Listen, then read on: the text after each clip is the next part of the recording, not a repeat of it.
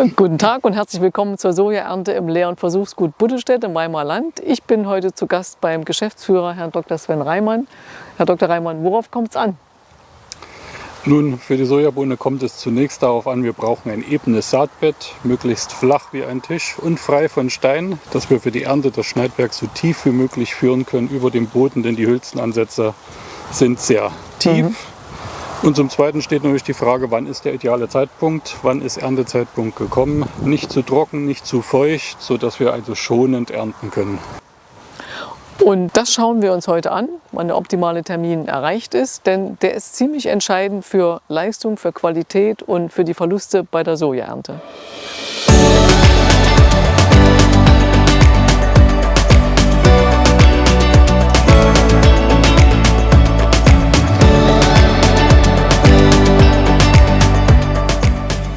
Wann ist die Bohne nun erntereif? So gegen Ende August werden die Blätter langsam gelb und sie beginnen abzufallen. Die Hülsen färben sich rotbraun. Anfangs sind sie noch ein bisschen lederartig und fest, aber dann geht es schnell.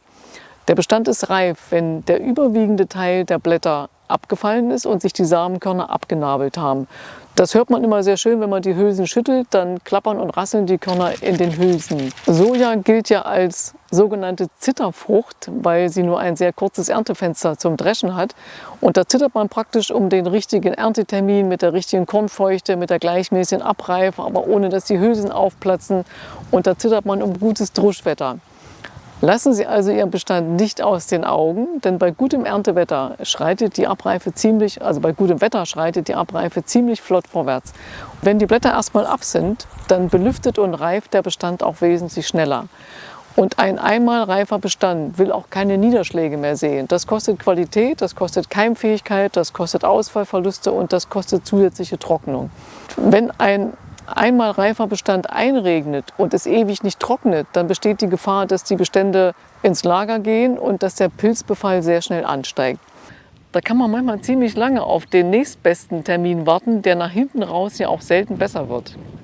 Außerdem werden feuchte Stängel gummiartig zäh und die lassen sich dann sehr schlecht abschneiden. Sie schieben sich praktisch vor dem Messer her und da kann man verrückt werden. Die Hülsen knacken nicht richtig auf und wenn der Boden nicht mehr richtig abtrocknet, dann gräbt sich das tief geführte Schneidwerk ein.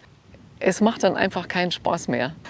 Nutzen Sie den besten Erntetermin und die besten Sonnenstunden am Nachmittag. Da kann die Kornfeuchte, wenn der Tau erstmal abgetrocknet ist, da kann die Kornfeuchte mal schnell um 2 bis 3% sinken.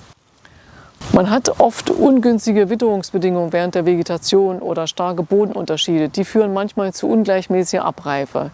Hier kann man noch 1 bis 2 Tage zuwarten. Warten Sie aber nicht auf die letzte gelbe Bohne, besonders wenn die Witterungsaussichten nicht vielversprechend sind. Ende September will man die Bohnen eigentlich vom Feld haben. Verpassen Sie also nicht das gute Erntefenster. Die Tage werden kürzer, Tau- und Nebelphasen werden länger und die Sonne wird kraftloser. Und auf stabile Hochs ist im Herbst kein Verlass mehr. Dann nimmt man doch lieber einige unreife Körner in Kauf, die die Erntefeuchte vielleicht so um 1 bis 2% erhöhen. Also der erstbeste Termin ist auch der beste. Aber zur Herstellung von Speisesoja, wie zum Beispiel Tofu, werden von manchen Abnehmern nur maximal 5% grüne Körner akzeptiert. Hier muss man natürlich nachschauen, was im Vertrag vereinbart ist.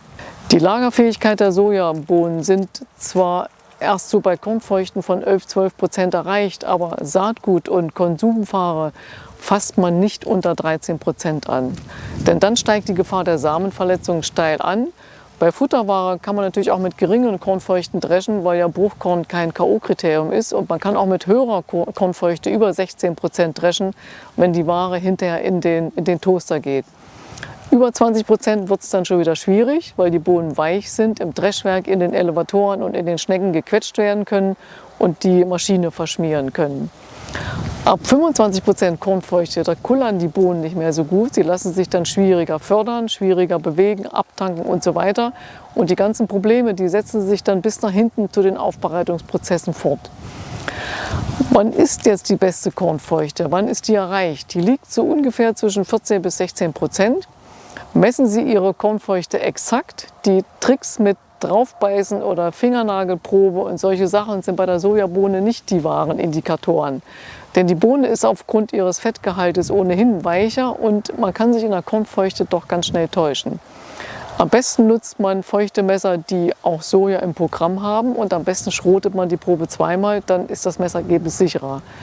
Prüfen Sie regelmäßig die Vorernteverluste durch aufgeplatzte Hülsen, aber beim Ausfall ist die Soja heute nicht mehr die Zitterfrucht, weil die modernen Sorten mittlerweile doch recht platzfest sind.